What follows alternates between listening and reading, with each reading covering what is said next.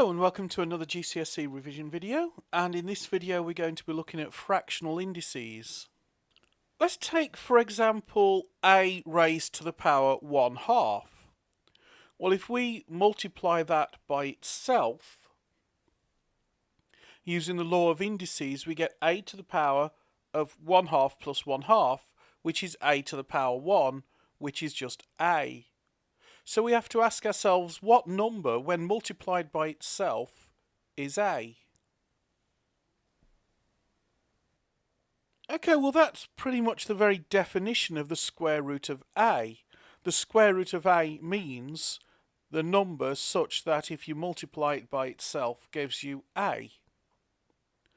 So a raised to the power 1/2 means the square root of a.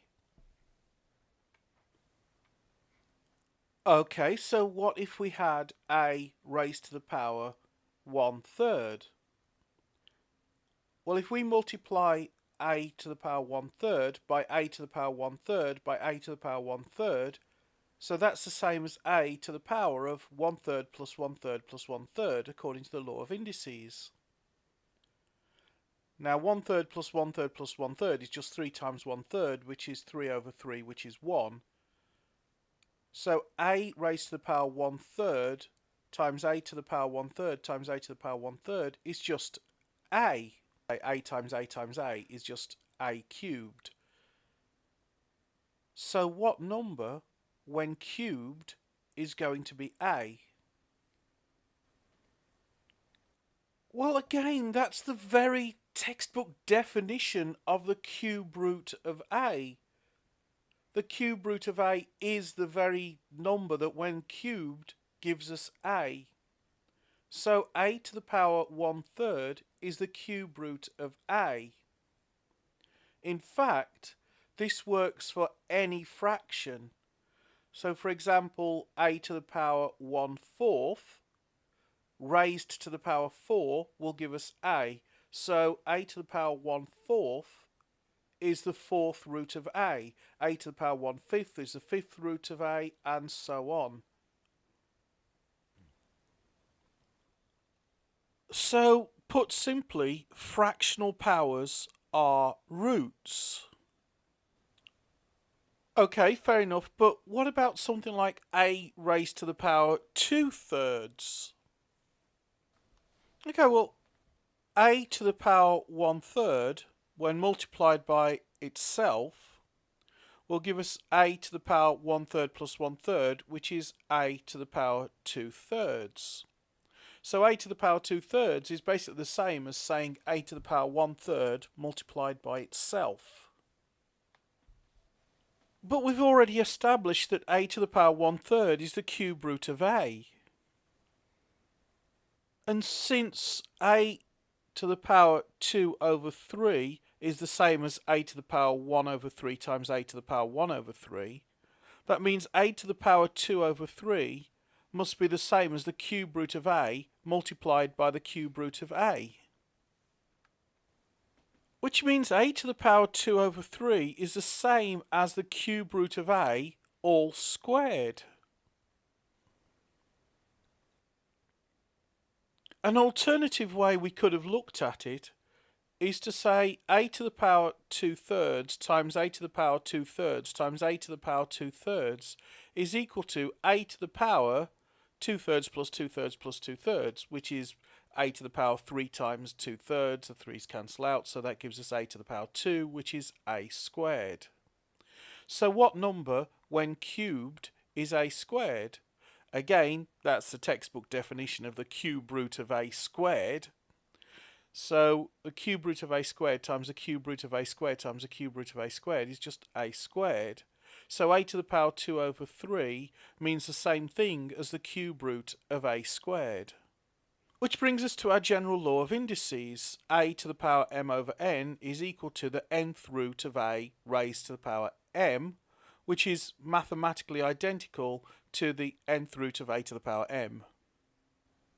Okay, well, so much for the theory. Let's have a go at putting that into practice. Let's try something like 1 over the cube root of x squared. And we want to put that in index notation. Okay, well that's going to be x raised to the power of, well, it's 1 over, so this is going to be a negative exponent. It's x squared, so that's going to be 2. And it's the cube root of x squared, so that's 2 over 3. So 1 over the cube root of x squared is x to the power negative 2 over 3. Okay, let's try going the other way. Let's try something like, take something like x to the power of negative 3/4. Make it a bit complicated. Okay, so that's equal to, well, that's 1 over, we know we've got an x in there. So we've got rid of the negative. Now we've got the divided by 4 bit, so that's going to be the cube root, the 4th root, because it's the 4 is on the denominator of the fraction, so that's the 4th root of x cubed, and that's the 3. So x to the power negative 3/4 is just the same as 1 over the 4th root of x cubed.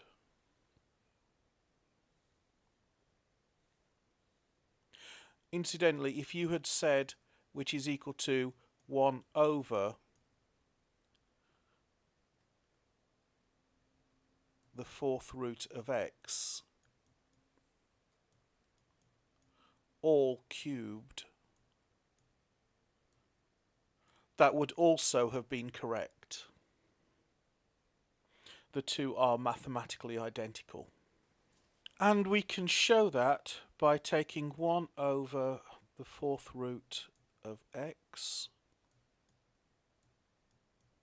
And if this is cubed, that's equal, we're multiplying that by 1 over the 4th root of x. And we're multiplying that by 1 over the 4th root of x. And that's equal to 1 times 1 times 1 is equal to 1. And the 4th root of x times the 4th root of x times the 4th root of x is equal to the 4th root of x cubed.